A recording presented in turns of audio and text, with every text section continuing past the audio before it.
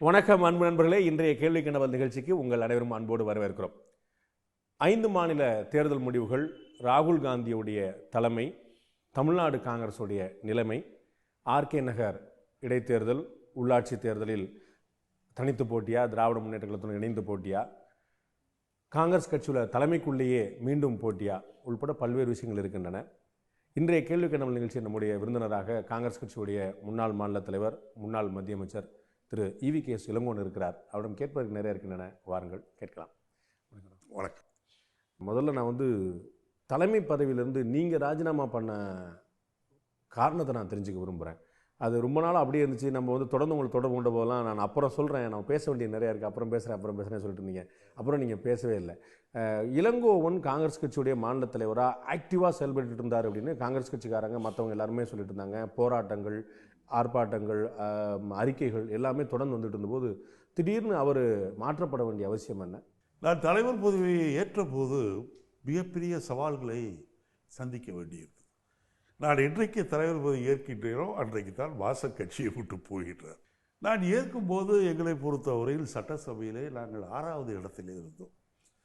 நான் பதவியேற்ற உடனே அந்த சவால்களை எதிர்கொண்டு முக்கியமாக வாசலோடு செல்ல இருந்த ஒரு 80% பேரை நான் தடுத்து விட்டேன். பிறகு தேர்தல் வந்தது. தேர்தலிலே திராவிட முன்னேற்ற கழகம் எங்களோடு இருக்கின்றதா இல்லையா என்ற ஒரு சந்தேகம் எல்லோரோடும் இருந்தது. ஏனென்றால் அதற்கு முன்பு நடந்த பாராளுமன்ற தேர்தலிலே எங்களுக்கு கூட்டணி கிடையாது.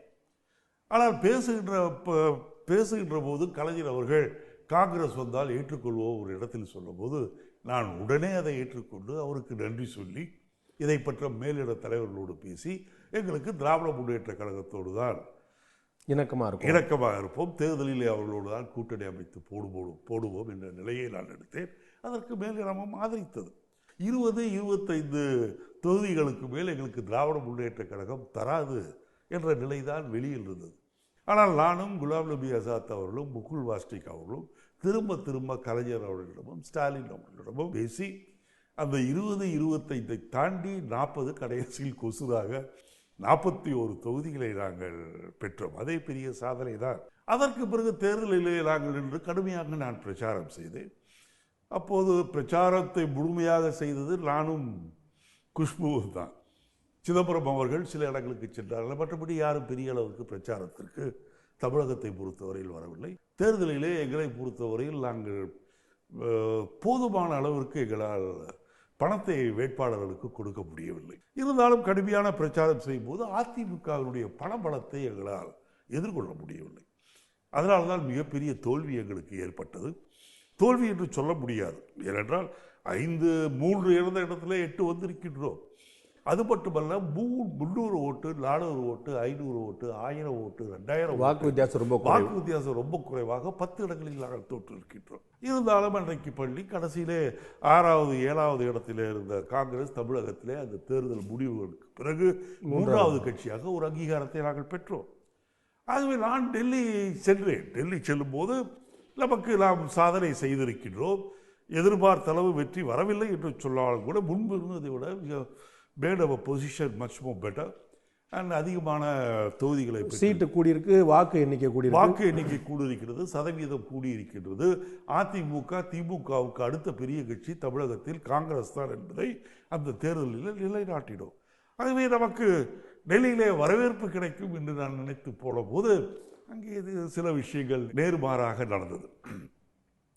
ரொம்ப விளக்கமாக கேட்டீங்கன்னா நாளை சொல்ல முடியாது. நேர்மாறாக நடந்தது.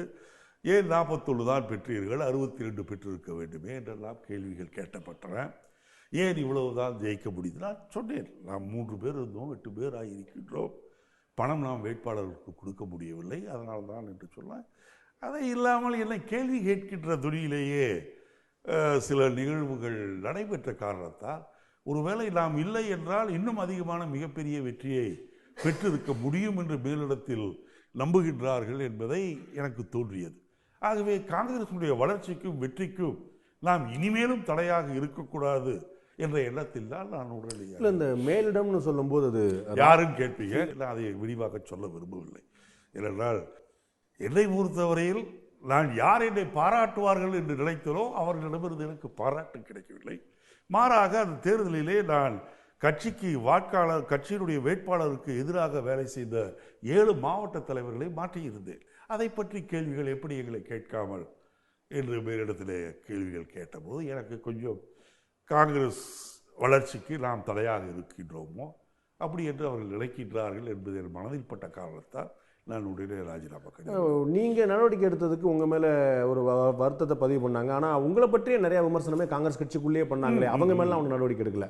இல்லை, என்மேல் பண்ணதை அது உண்மையல்ல, நானும் அதை பெரிதாக எடுத்து அவங்க மேலே தலைமை நடவடிக்கை எடுத்துக்கணும்ல, ஒரு ஈக்குவல் எடுக்கவில்லை. நீங்கள் என்னை பற்றி எல்லாம் சொன்னார்கள் என்றால் காசு வாங்கி கொண்டு வேட்பாளர்களை நியமித்தேன். இது எல்லா வேட்பாளர்களுக்கும் தெரியும்.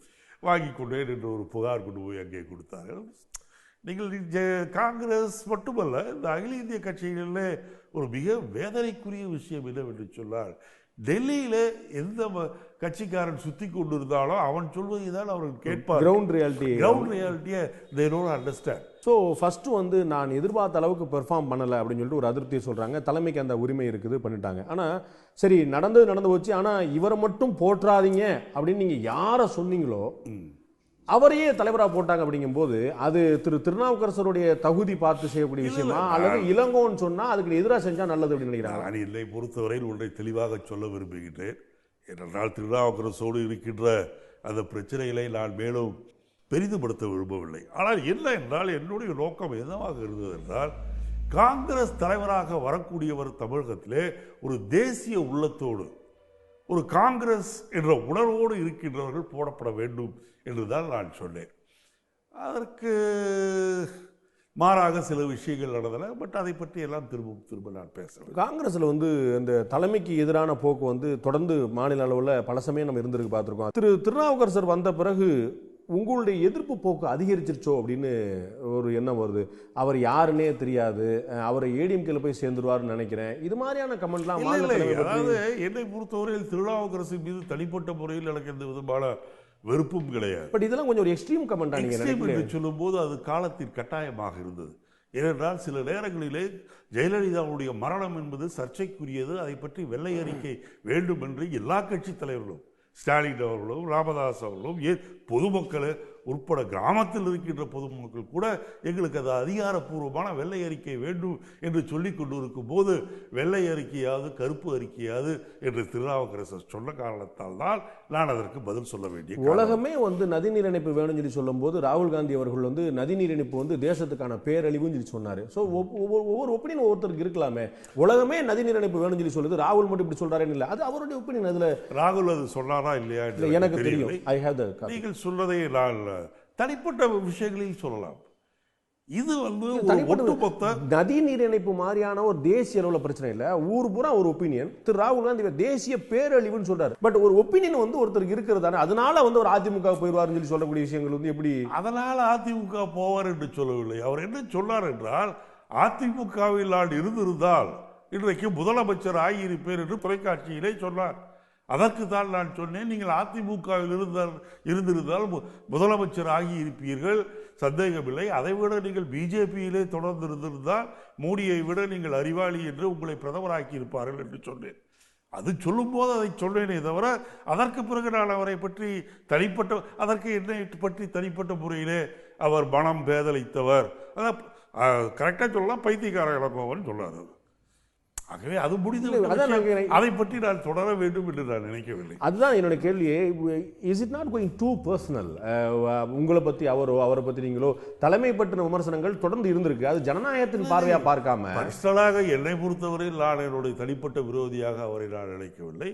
அதே போல்தான் அவரும் என்னை தனிப்பட்ட முறையில் விரோதியாக நினைக்க மாட்டார் என்று தான் நினைக்கின்றேன். சில சமயங்களில் விமர்சனங்கள் என்று வரும்போது சில சமயங்களில் கொஞ்சம் சில விஷயங்கள் நீங்கள் சொல்வது போல வரம்புக்கு மீறி போய்விடக்கூடிய சூழ்நிலை வைக்கின்றது. அது போன்ற சூழ்நிலைகள் இனிமேல் ஏற்படக்கூடாது என்று நான் விரும்புகிறேன். திரு சிதம்பரம் பற்றிய பார்வையும் உங்களுடைய பார்வை ரொம்ப கடுமையானதாக இருந்தது. நீங்கள் மாநில தலைவராக இருக்கும்போதும் நல்ல விமர்சனங்கள் வச்சுருந்துருக்கிறீங்க. இப்போ அந்த விஷயங்கள்லாம் சமரசமாக மாறிடுச்சா? அன்றைய சூழ்நிலையில் அவர் செய்த சில விஷயங்களுக்கு எனக்கு ஒவ்வாத விஷயங்களாக இருந்தன. கட்சிக்கு நல்லவையாக அது இருக்காது என்று நினைத்த காரணத்தால் சில கருத்துக்களை சொல்ல முடிந்தது. ஆனால் இப்போது பார்த்தீர்கள் என்று சொன்னால் அவருடைய பணி என்பது காங்கிரசிற்கு ஒரு தேவையான பணியாக அமைந்து விட்டது.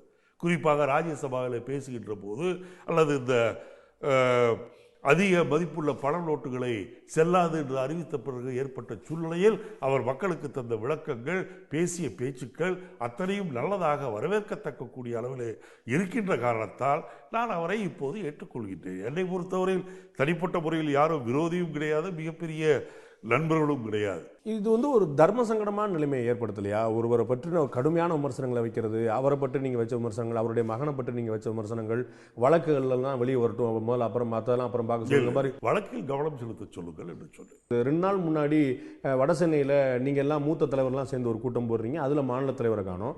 மறுநாள் அவர் ஒரு ஆர்ப்பாட்டம் பண்ணுறாரு, முதல் நாள் கூட்டத்தில் கலந்துக்கிட்டவங்களெல்லாம் அதில் காணும்.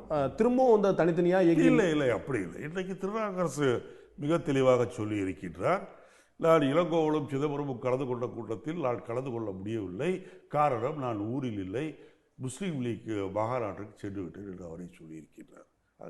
மறுநாள் அவர் நடத்தின ஆர்ப்பாட்டத்தில் நீங்கள் யாரும் காணுமே, நீங்கள் யாருமே எல்லாருமே ஊரில் எல்லாம் இல்லை. என்னை பொறுத்தவரையில் அவர் நடத்திய ஆர்ப்பாட்டத்தை பற்றி எனக்கு தெரியாது, பத்திரிகைகளில் பார்த்தேன். ஆனால் எனக்கு எப்போதுமே தமிழ்நாடு காங்கிரஸ் கமிட்டியிலிருந்து அந்த நிகழ்ச்சிகளை நடத்தும் போது திருநாவுக்கரசு பேசுவார், இல்லை என்றால் அங்கே தாமோதரன் என்று ஒரு செயலாளர் இருக்கின்றார், தனிகாச்சலம் என்று செயலாளர், அவர்கள் பேசுவார்கள். இந்த முறை யாரும் எனக்கு பேசவில்லை, ஆகவே நான் அதற்கு செல்லவில்லை. ஓகே, சட்டசபையில் திமுகவுக்கு ஆதரவாக, அதாவது அதிமுக எடப்பாடி பழனிசாமி அரசுக்கு எதிராக வாக்களிப்போம் அப்படின்னு தெளிவாக அறிவிக்கப்பட்ட விஷயம். அதில் திருநாவுக்கரசர் ஒரு முரண்பட்டல் எடுத்தார், நாளைக்கு தான் முடிவெடுப்போம்னு சொல்லி சொன்னார். நீங்கள் எதுக்கு சொன்னார் தெரியல, ஏற்கனவே எங்களுக்கு ராகுல் சொல்லியிருக்கிறாருன்னு சொல்லி சொன்னீங்க. அதில் ஒரு ஸ்ட்ராட்டஜிக்கலான மூவ் அவர் பண்ணாரா, நம்ம கொஞ்சம் let's keep the card close to heart அப்படிங்கிற அந்த மாதிரி வச்சு பண்ணாரா, இல்லை அதை ஏன் அவர் செய்தார் என்று எனக்கு தெரியவில்லை. ஏனென்றால் சசிகலாவை எந்த காரணத்தை கொண்டும் ஆதரிக்கக்கூடாது என்று முடிவெடுத்த நிலை. அதே போல் நாம் எப்படி சட்டசபையிலே நடந்து கொள்ள வேண்டும் என்றால், நம்முடைய கூட்டணி கட்சியான திராவிட முன்னேற்ற கழகம் எடுக்கின்ற நடவடிக்கையை ஒத்து நம்முடைய நடவடிக்கையில் இருக்க வேண்டும் என்று முடிவெடுத்து கிட்டத்தட்ட 10 நாள் ஆயிற்று. ஆனால் அதை சொல்வதில் அவர் ஏன் காலம் தாழ்த்தினார் என்று எனக்கு தெரியவில்லை. எடப்பாடி பழனிசாமி அவர்களுடைய அரசுக்கு உங்களுடைய ஆதரவு இல்லைன்னு சட்டமன்ற உறுப்பினர்கள் வாக்களிப்பாங்கன்னு முடிவு பண்ணியிருந்தாங்க. திமுக அங்கே பல கோரிக்கைகள் வச்சது, அமளி துமளியாச்சு, வெளிநடப்பு பண்ணாங்க. காங்கிரஸ் வெளிநடப்பு பண்ண வேண்டிய அவசியம் என்ன? ஸோ திமுக என்ன செய்தோ அப்படியே பின்னாடியே போவோங்கிற என்ன செய்வதில்லை. இந்த விஷயத்தில் சட்டசபையிலே நம்பிக்கை வாக்கெடுப்பு நடக்கப் போகின்ற நேரத்தில் என்ன நிலை எடுப்பது என்று குறித்து விவாதித்து திராவிட முன்னேற்ற கழக நிலையை எடுப்பது என்று நாங்கள் முடிவு செய்த காரணத்தால் வாக்கெடுப்பு நடக்காமல் வெளிநடப்பவர்கள் செய்த போது அதே நிலையில் நாங்கள் எடுக்க. இது ஒரு சரியான டிசிஷனா? அதாவது ஒரு கட்சியா நான் என்ன முடிவு பண்ணணும் அப்படிங்கிறத தாண்டி அண்ணன் என்ன முடிவு பண்றாரோ பின்னாடியே நான் போறேன் அப்படின்னு சொல்றது சரியான முடிவா? நீங்க அந்த நிகழ்வுக்கு மட்டும் சட்டசபையில் வாக்கெடுப்பு நடைபெறுகின்ற அந்த நிகழ்வுக்கு மட்டும் நாமும் திராவிட முன்னேற்ற கழகமும் முஸ்லீம் லீக்கும் ஒருங்கிணைந்து செயல்படுவோம் என்ற காரணத்தால் தான். அதற்காக எல்லா காலங்களிலும் அதே போல் இருக்க வேண்டும் என்ற அவசியம் கிடையாது. திமுகவுடைய முதல் கோரிக்கையோ உங்களுடைய முதல் கோரிக்கையோ ரகசிய வாக்கெடுப்புங்கிறது இல்லை. என்னோட ஞாபகம் சரியா இருந்தா மறுநாள் 18ஆம் தேதி நம்பிக்கை வாக்கெடுப்பு நடக்கிறதுக்கும் போது 17ஆம் தேதி இரவு திரு ஸ்டாலின் அவர்கள் அவர்கிட்ட கேள்வி கேட்கப்படுது, நம்பிக்கை வாக்கெடுப்பு ரகசியமாக நடத்தப்படணும்னு ஒரு கோரிக்கை வைக்கப்படுதே அப்படின்னு கேட்கும்போது ஒரு 10 செகண்ட் யோசிச்சுட்டு அப்படி ஒரு கோரிக்கை வைக்கப்படுமானால் அதை திமுக ஆதரிக்கின்றார். ஜஸ்ட் ஒரு 12 hours பிஃபோர், முதல் நாள் இரவு. அப்போ வரைக்கும் நம்பிக்கை வாக்கெடுப்புங்கிற ஒரு பிரதான கோரிக்கையா இல்ல. அதுக்கு முன்னாடி வரைக்கும் நீங்க என்ன சொல்லிட்டு இருந்தீங்க? 15 நாள் திமுக காங்கிரஸ் கோரிக்கை 15 நாள் குதிரை பேரத்துக்கு வழிவகுக்கும், உடனே நடத்தணும்னு கோரிக்கை வச்சிங்க. அவங்க 2ஆவது நாளே வச்ச உடனே ஏன் உடனே வச்சீங்க, தள்ளி வைங்க, அப்பதான் ஊருக்கெல்லாம் போயிட்டு ஒரு கோரிக்கையிலே ஒரு நிலைத்தன்மை இல்லைன்னு யோசிக்கல. நீங்கள் காங்கிரஸை பற்றி சொல்லலாம், நான் பதில் சொல்ல முடியும் அப்படின்னு மற்றவர்கள் சொல்றதுக்கு சொல்லிட்டீர்கள் சார். நீங்க தான் சொன்னீங்க காங்கிரஸ் எடுக்கிற திமுக எடுக்கிற நிலைப்பாடு அப்படியே ஆதரிக்கணும் முடிவு பண்றோம். நீங்க தான் சொன்னீங்க. நீங்கள் இது பொதுமக்கள் ஓட்டு போட்டு நடக்கின்ற தேர்தல் கிடையாது, காலையில இருந்து மாலை வரை நடக்கின்ற தேர்தல் கிடையாது. ஒரு குறிப்பிட்ட 234 உறுப்பினர்கள், அதிலும் 122 உறுப்பினர்களை கடத்தி கொண்டு போய் வைத்துக் கொண்டு இருக்கின்றார்கள். கடைசி நிமிஷத்தில் கூட்டி வருகின்றார்கள். கடைசி நிமிடம் வரை சில டெவலப்மெண்ட்ஸ் ஆர் டேக்கிங் பிளேஸ், சில மாற்றங்கள் வருகின்றது. ஆகவே நீங்கள் 2 நாளுக்கு முன்பு எடுத்த முடிவிலேயே யூ ஷுட் ஸ்டிக் ஆன் என்று சொல்வது சரியல்ல. நீங்கள் போர்க்களத்திற்கு போகும்போது நீங்கள் குதிரைப்படையை முன்னெடுப்பதா தரைப்படையை முன்னெடுப்பதா என்பது போர்க்களத்திலே நிகழ்கின்ற நிகழ்வுகளை நான் சொல்றது பண்ண முடியும். நான் சொல்றது 18ஆம் தேதி காலையில நம்பிக்கை வாக்கெடுப்பு சார். நான் சொல்றது 17ஆம் தேதி இரவு பேட்டி சார். நான் 10 நாள் முன்னாடி ஸ்ட்ராட்டஜி மாத்திருக்கலாம். நீங்கள் நிலைமை நிமிடத்திற்கு நிமிடம் மாறிக்கொண்டிருந்தது. இது போன்ற ஒரு சூழ்நிலை இருக்கும்போது சட்டசபைக்குள் சென்று அடுத்த நிமிடம் ஒரு முடிவு வருகின்றது என்றால் அந்த முடிவுக்கு ஏற்ப என்ன முடிவு நாம் எடுப்பது என்பது நீங்கள் சில நிமிடங்களுக்கு முன்பாக எடுக்க முடியுமே ஒழிய you just can't plan it for a weeks together. சட்டசபையில் நடந்த நிகழ்வுக்கு யார் காரணம் சொல்லி சொல்லுவீங்க? யார் காரணம் என்றால் சட்டசபையை நடத்த தெரியாத சபாநாயகர் தான் காரணம். அவரை மேன் ஹேண்டில் பண்ணது சரின்னு நினைப்பீங்களா? அவரை மேன் ஹேண்டில் பண்ணதா நானும் தான் டிவியை பார்த்தேன். அவர் மேன் ஹேண்டில் என்பது நீங்கள் என்ன அர்த்தம், எனக்கெல்லாம் அர்த்தம். அவரை கையை பிடிச்சி இழுக்கிறது, சீட்ல உட்கார வைக்கிறது, இந்த பக்கம் ஒருத்தர் இழுக்கிறது, அந்த பக்கம் ஒருத்தர் இழுக்கிறது, அவருடைய மேஜை விழுந்தது, அவருடைய சேர் விழுந்தது, அவருடைய சேர்ல மேலும் 2 பேர் உட்கார்ந்து இருந்தாங்க, காகிதங்கள் பறந்தன. இது போன்ற சம்பவங்கள் சட்டசபையில் நடைபெறுவது தமிழக சட்டசபைக்கும் புதிதல்ல, இந்தியாவில் இருக்கின்ற மற்ற மாநில சட்டசபைகளுக்கும் இது புதிதல்ல. நாங்க சபாநாயகர் அவமானப்படுத்துறதெல்லாம் வழக்கமா நடக்கிறது தான் அப்படின்னு சொல்லி நடத்துறது. அவமானப்படுத்துவது எல்லா இடங்களிலும் நடக்கிறது. அவமானப்படுத்துகிறது என்று நீங்கள் சொல்கின்றீர்கள். இதே போல் சபாநாயகரும் ஒயரில்லாத பைக்கை வைத்து பேசுவது போல் நடித்துக் கொண்டிருந்தாரு. அதற்கு என்ன சொல்கின்றீர்கள்? ஒயரே கிடையாது, அந்த பைக்கை கையில பிடிச்சிட்டு இப்படிட்டு பைக் பேசுறேன். இப்பதான் நீங்க சொன்னீங்க, நான் பார்க்கவே இல்லை, அவர் கையை பிடிச்சிட்டாங்களா கால் பிடிச்சாங்க தெரியல. முழுமையாக இப்போ நீங்க அவர் கையில ஒயரே எல்லாம் மைக் வச்சு அதை மட்டும் தான் பாத்தீங்களா? அவரை மேன் ஹேண்டில் அடிக்கிறது தான் மேன் ஹேண்டில் நினைச்சேன். நீங்க புஷ்டிபிள் சொல்றீங்க, அதை நான் பார்த்தேன். ஆனால் அதே நேரத்தில் அவர் மைக் வச்சிருந்ததையும் பார்த்தேன். அவரை அடித்ததை நான் பார்க்கவில்லை. அடித்ததா நானும் சொல்லல. மேன் ஹேண்ட்லிங்ல I don't know what you mean by that. Man ஹேண்ட்லிங்னா அவர் கையை பிடிச்சல, நான் உங்களை if I touch you it is man handling தான். தள்ளி விட்டாங்க, அவரும் தான் அவர் தள்ளி விட்டாங்க. அப்புறம் மேன் ஹேண்ட்லிங் பண்ணலாம். நீங்க ஆட்களை வைத்ததாலே திராவிட முன்னேற்ற கழக எம்எல்ஏக்களை தூக்கி எறிந்தார்கள். அவர்கள் எல்லாம் அவங்களுக்கு வெத்தலைப்பாக்கு வச்சா வெளியே கூட்டு போனாங்க.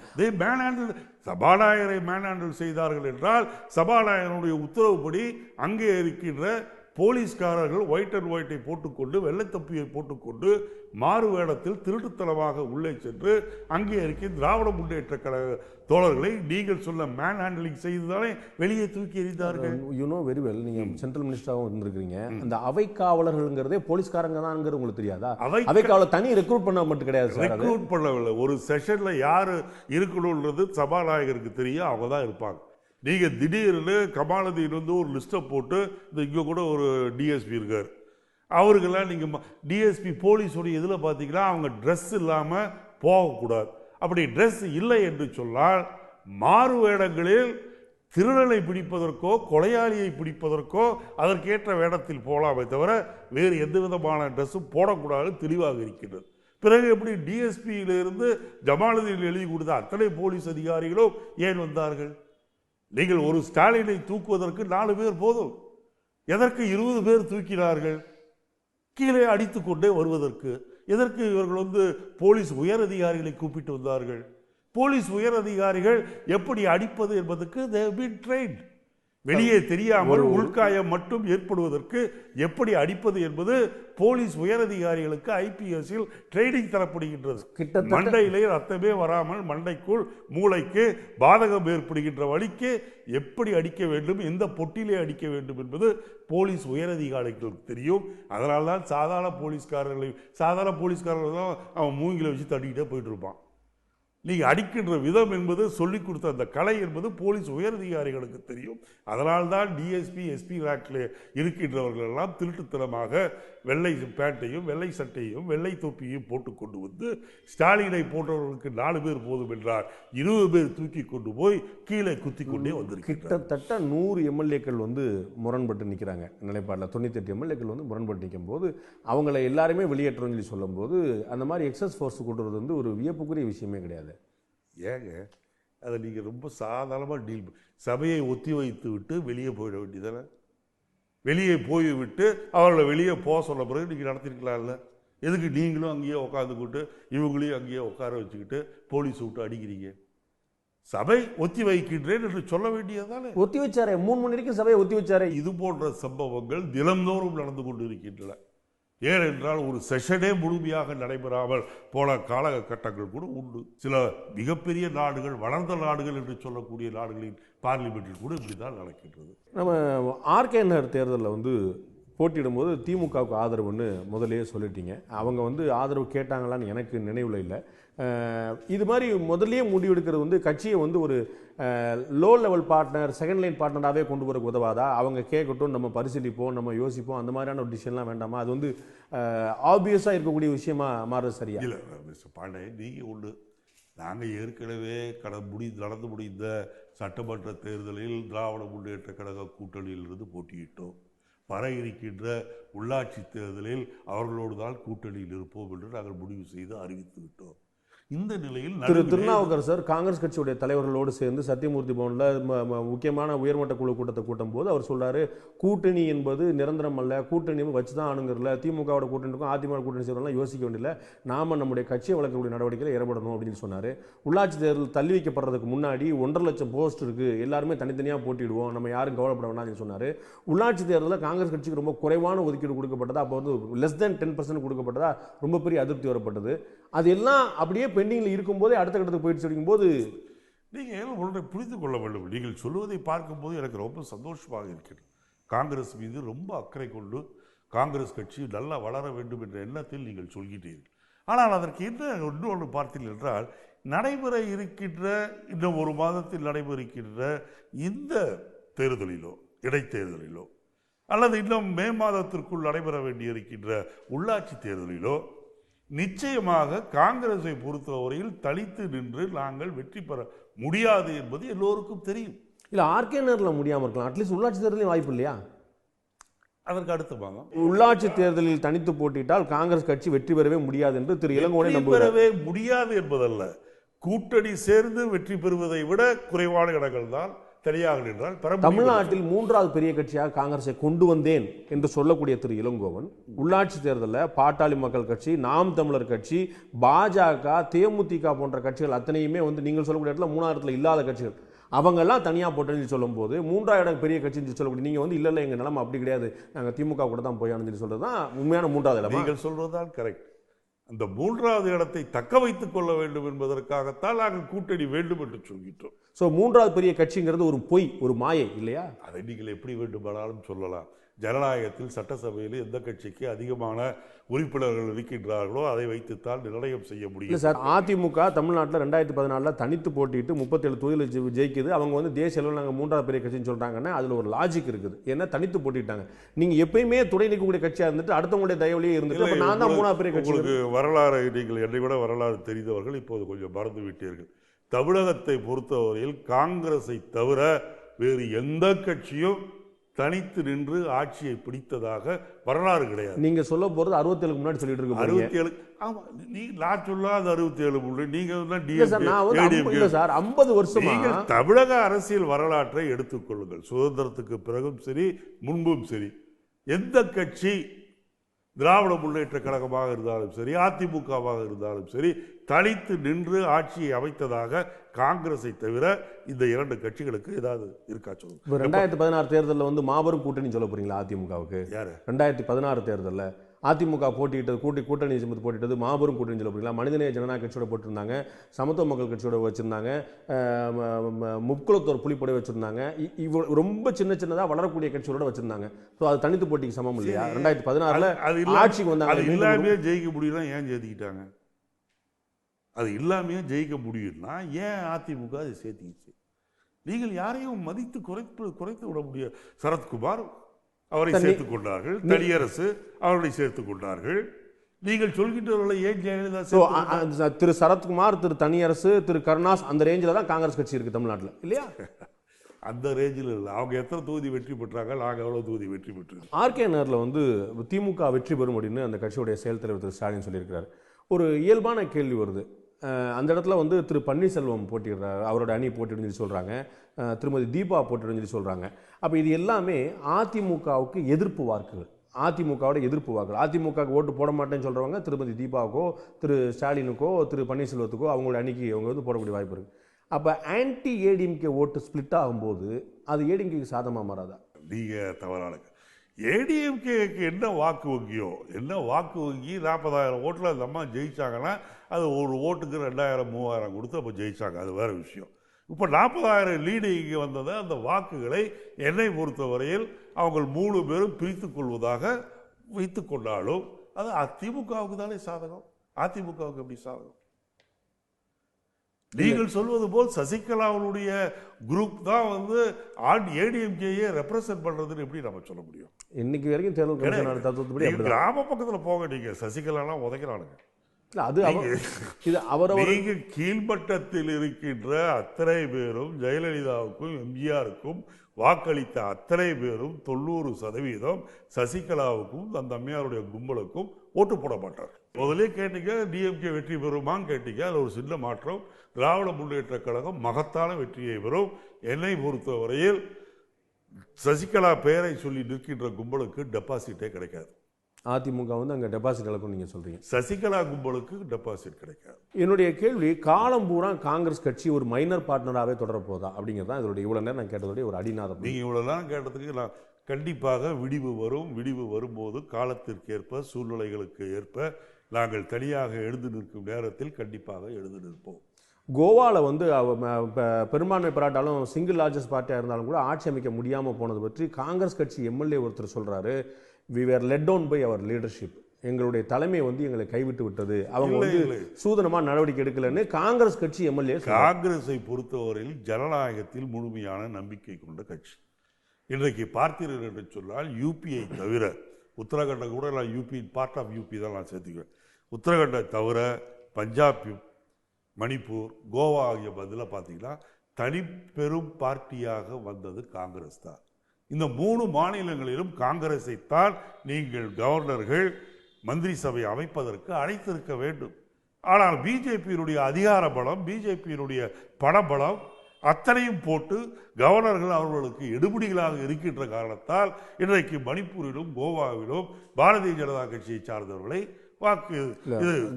கவர்னர்கள் எப்படி இருந்து ஆட்சியெல்லாம் கலைச்சாங்கிறது உங்களுக்கு தெரியும். உச்ச நீதிமன்றம் இதுக்கு முன்னாடி எப்படி சொல்லியிருக்கு. நீங்க உடனே கவர்னர்கள் எடுபடிகள் சொல்லி இன்னைக்கு சொல்றீங்க. இன்னைக்கு கவர்னர்களால காங்கிரஸ் கட்சியில தான் இந்தியாவிலேயே அதிகமான மாநிலங்களுடைய ஆட்சி கலைக்கப்பட்டிருக்கு, திமுக உட்பட. பழைய கதைகளே பாதி பேசுகின்றீர்கள், முழுமையாக பேச மாட்டேன். அது வேற விஷயம். நடைபெற்ற இந்த 5 மாநில தேர்தல் சூழ்நிலை முடிவுகள் வந்த பிறகு அந்தந்த மாநிலங்களில் கவர்னர்கள் மணிப்பூர்ல தடமே இல்லாமல் இருந்த பாஜக அவ்வளவு பெரிய இடத்தை பிடிச்சிருக்காங்க அப்படின்னா அது உங்களுக்கான பின்னடைவா நீங்க பார்க்க, உங்களுடைய ஸ்ட்ராங் ஹோல்டா இருந்த ஒரு இடத்துல you are losing your grounds னு பார்க்கல. நீங்க அப்படிதான் சொல்லலாம். அப்புறம் இப்போ கூட தான் சொல்லலாம். நீங்க தேர்தல் என்பது ஒரு தோல்வி அடைந்தால் அதுதான் முழுமையான தோல்வி என்று ஏற்றுக்கிறோம். ஒரு தோல்வி பல முன்னுதாரணங்கள் இருக்கின்றன. ஒரு தேர்தலிலே தோற்று இருக்கின்றோம், மறு தேர்தலிலே நாங்கள் மீண்டும் எழுந்து வந்திருக்கின்றோம். ஆகவே தோல்வி இந்த தேர்தலில் தோற்றால் ஏன் பஞ்சாப்ல 10 வருஷமா நாங்கள் இல்ல இப்ப வரலையா? பஞ்சாப்ல ராகுல் காந்தியோட பிரச்சாரம் முன்னெடுக்கப்படாம கேப்டன் அமரிந்தர் சிங்கோட பிரச்சாரம் முன்னெடுக்கப்பட்டு இது அவருக்கான வெற்றி சொல்லி நான் சொல்லல, நாடு முழுக்க சொல்றாங்க. அமரிந்தர் சிங்கும் ராகுல் காந்தியும் 2 பேரும் காங்கிரஸ் தான். ஆகவே இது காங்கிரஸுக்கு கிடைத்த வெற்றி தான். இங்க எல்லோரும் முன்னிறுத்தக்கூடியது ராகுல் காந்தி தலைமை பண்பு கேள்விக்குள்ளாகிறது, அவருடைய வியூகம் வகுக்கும் தன்மை கேள்விக்குள்ளாகிறது. அரசியலிலே ஒரு தேர்தல் முடிவு வந்த பிறகு ஆதரவாகவும் எதிர்ப்பாகவும் விமர்சனங்கள் வருவது இயற்கை தான். உங்களுடைய மாநில தலைவராக இருந்த ரீதா பகுகுணா கட்சி விட்டு வெளியே போறாங்க. நீங்க இவங்களை டில்லி முதலமைச்சர் ஷீலா தீட்சித்தை முதலமைச்சர் கேண்டிடேட்டா அனௌன்ஸ் பண்றீங்க.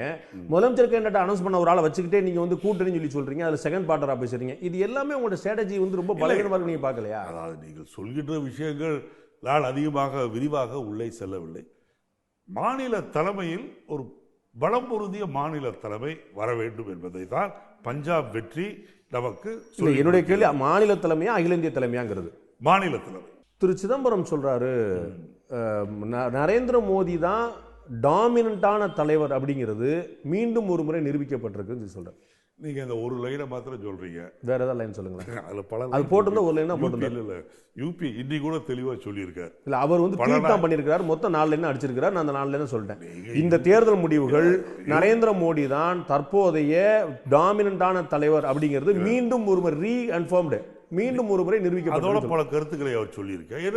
அவருடைய கருத்து என்னை பொறுத்தவரையில் உத்தரப்பிரதேசத்தில் மோடி செய்த பிரச்சாரத்திற்கு மக்கள் ஏமாந்து இருக்கின்றார்கள் என்பதுதான் இந்த முடிவு காட்டுகிறது. இல்லை, ஒரு அரசியல் கட்சி தலைவராக, அதுவும் காங்கிரஸ் கட்சி தலைவராக நீங்கள் அப்படி தான் சொல்லணும். ஆனால் ஒரு மீள்பார்வை பார்க்காம, ஒரு சுய விமர்சனம் செய்து கொள்ளாமல், அப்படிலாம் ஒன்றும் இல்லை, எல்லாமே நல்லா தான் போயிட்டு இருக்குன்னு சொல்லிட்டே போயிட்டு இருந்தோம்னா உங்களை நீங்களே ஏமாத்திக்கிற மாதிரி தெரியல. சுய விமர்சனம் என்பது ஒரு வினாடியிலோ, ஒரு மணி நேரத்திலோ, ஒரு நாளிலோ, 2 நாளிலோ செய்யக்கூடியதல்ல. தோல்வி ஏன் ஏற்பட்டது என்பது இப்போதுதான் வந்திருக்கின்றது. 2 நாட்கள் ஆகின்றது. அதற்கு என்ன காரணங்கள் என்பதை தொகுதி ரீதியாக, அல்லது அங்கே 7 பிரிவாக தேர்தல் நடந்தது, ஒவ்வொரு பிரிவிலும் எவ்வளவு, இதெல்லாம் வந்து it will take some time. Goa மாநில காங்கிரஸ் எம்எல்ஏ சொல்லக்கூடிய விஷயம், எங்கள் தலைமை வந்து விவரமா செயல்படாம இருக்குன்னு சொல்றாரு. we were led down by our leadership. அவருடைய கருத்து. ஆனால் இன்றைக்கு கோவாவை பொறுத்தவரையில் இன்றைக்கு நடந்தது ஹார்ஸ் ட்ரேடிங் தான். பணத்தை வைத்துத்தான் விளையாடி இருக்கின்றார்கள்.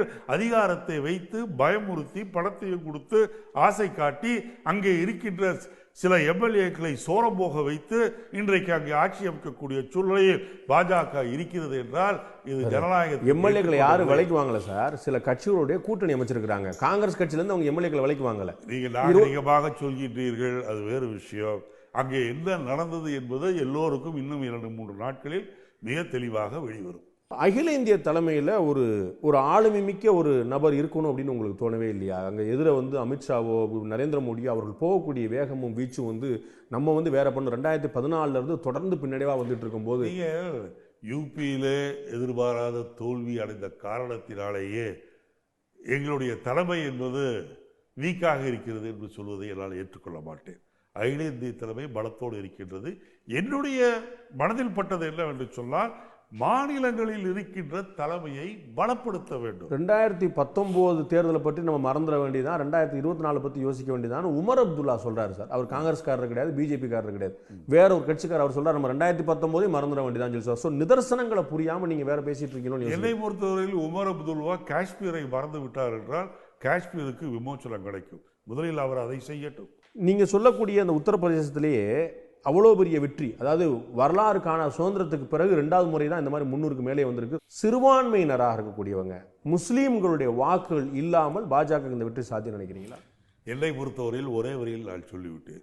மோடி செய்த பொய் பிரச்சாரத்தில் உத்தரப்பிரதேஷ் மக்கள் ஏமாந்து விட்டார். முஸ்லீம் மக்களுடைய பிரச்சாரத்தை நான் கேட்கிறேன். முஸ்லீம் மக்கள் வந்து வாக்களிச்சிருக்காங்க, சேர்ந்துதான், முஸ்லீம்களையும் சேர்ந்துதான்.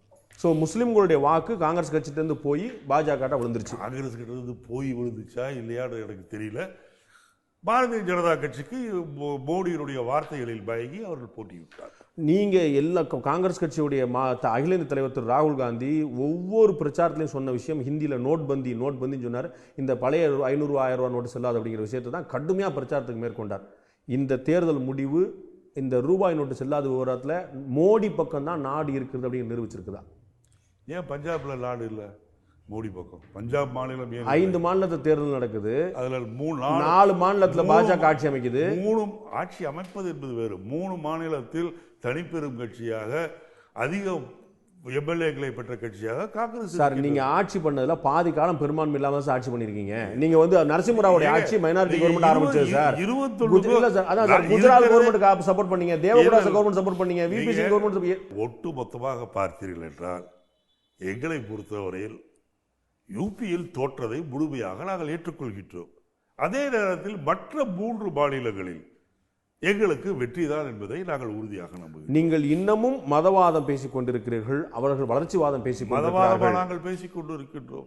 யார் மதவாதத்தை கிளப்பியவர்கள்? அதைத்தான் சொல்றேன். அவங்க மதவாதி சொல்லிட்டே இருக்கிறீங்க. அவர்கள் வளர்ச்சி பேசி ரம்ஜானுக்கு மின்சாரம், தீபாவளிக்கு மின்சாரம் இல்லை என்று யூபியிலே பிரச்சாரம் செய்தது யார்? அதுவும் எப்படி பிரச்சாரம் செய்தார்கள்? ஏன் 7 பிரிவாக பிரிந்து அங்கு வாக்குப்பதிவு நடந்தது? ஒவ்வொரு பிரிவிலும் யார் அதிகம் என்பதை எல்லாம் பார்த்து அதை அவர்கள் ரொம்ப சயின்டிஃபிக்காக மால் பிராக்டிஸ். 2012 எத்தனை பிரிவு அனுப்பிச்சு உங்களுக்கு ஞாபகம் இருக்கா சார்? 2012 யூபியில் 2012 தப்பு தேர்தல் தொகுதிகள் மற்ற மாநிலத்தில் நடந்தது. 2012 இதே யூபியில் 6 கட்டமா நடந்தது சார். 7 கட்டமா நடந்துச்சு. அவ்வளவு சார். இல்லைன்னா இது எனக்கு புரியல. நீங்க ஆட்சியில் இருக்கும்போது, நீங்க ஆட்சியில் இருக்கும்போது அது 6 கட்டமா நடந்தது ஒரு விமர்சன பார்வையே கிடையாது. இப்போ வந்து 7 கட்டமா நடத்துனதுக்கு பின்னாடியே ஒரு சதி இருக்குன்னு சொல்லுவீங்க. மிகப்பெரிய சதி இருக்கின்றது. 7 கட்டமாக பிரித்ததிலேயே மிகப்பெரிய சதி இருக்கின்றது. எங்கே முஸ்லீம்கள் அப்ப நீங்க தேர்தல் ஆணையத்தை நீங்க வழிநடத்துனீங்களா 2012?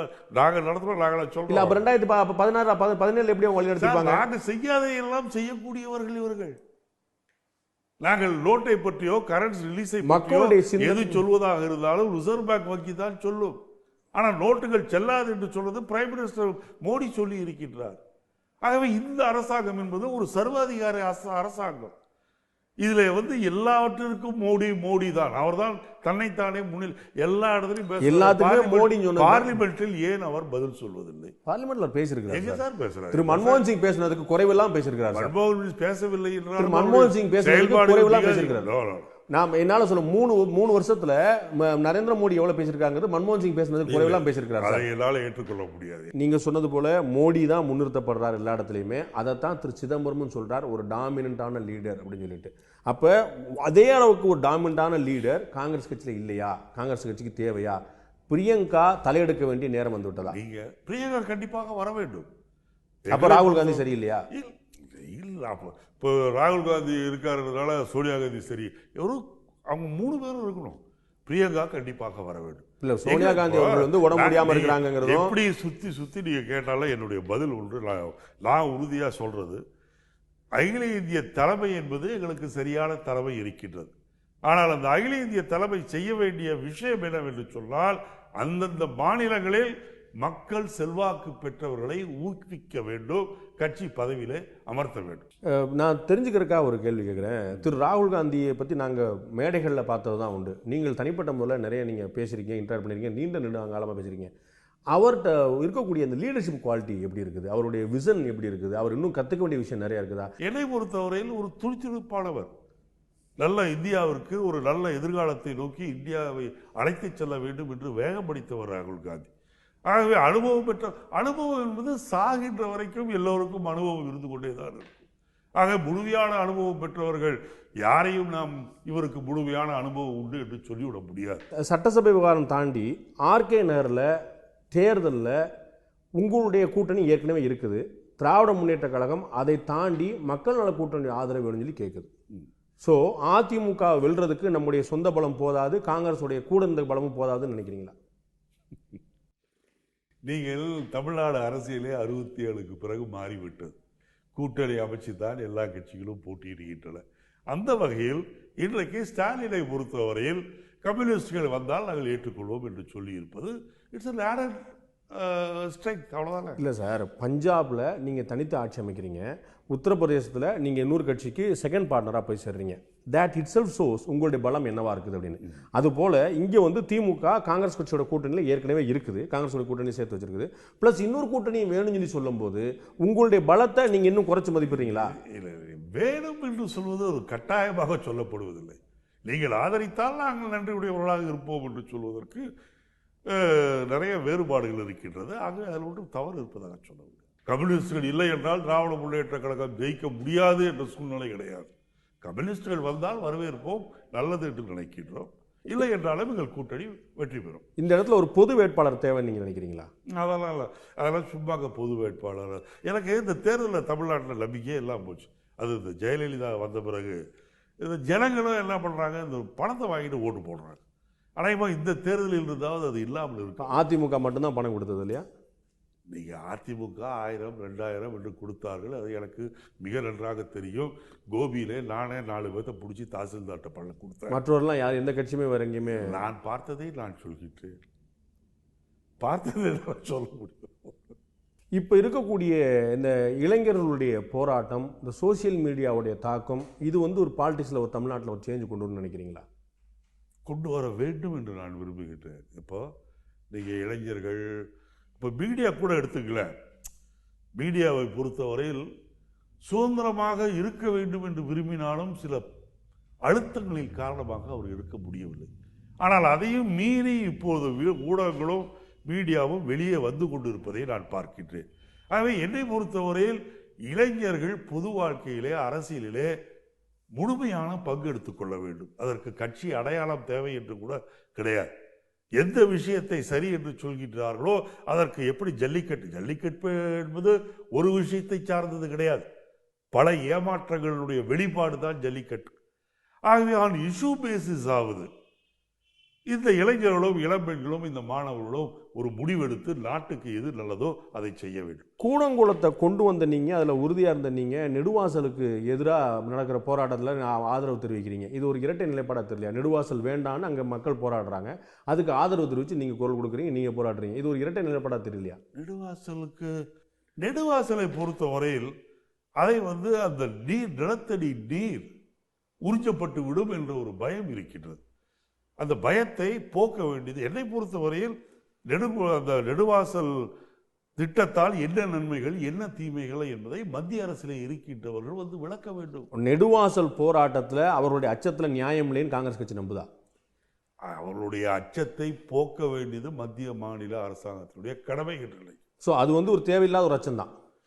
தேவையுள்ள அச்சமா தேவை இல்லாத அச்சமா என்பது வேறு விஷயம். காங்கிரஸுக்கு ஒரு நிலைப்பாடு இருக்கணும்ல. என்னை பொறுத்தவரையில் நன்மை இருந்தால் வரவேற்பேன், தீமை இருந்தால் எதிர்ப்பு. அதுதான் கேட்கறதுல நன்மை இருக்கா தீமை இருக்கான்னு என்னை பொறுத்தவரை தெரியாது. நான் என்ன பெரிய விஞ்ஞானியா அல்லது மிகப்பெரிய விவசாயியா? ரெண்டும் கிடையாது. இந்த கூடங்குளத்துல பத்தி நமக்கு கூடங்குளத்தை பத்தி எனக்கு தெரியும். அரசாங்கம் சொல்றது தானே நம்ம தெரிஞ்சுக்கிறது. எல்லாருமே சயின்டிஸ்டா இருக்கணும்னு அவசியம் கிடையாது. இந்த அரசாங்கம் ஏன் சொல்லவில்லை இப்போது? எப்படி காங்கிரஸ் அரசாங்கம் கூடங்குளத்திலே எதிர்த்து போராடியவர்களுக்கு நன்மைகளை எடுத்து சொல்லி இன்றைக்கு அங்கே நாங்கள் கரட்டை உற்பத்தி செய்கின்றோமோ, அதே போல் நீங்கள் நன்மைகளை எடுத்து சொல்லி இந்த திட்டத்தை அமுல்படுத்தலாமே.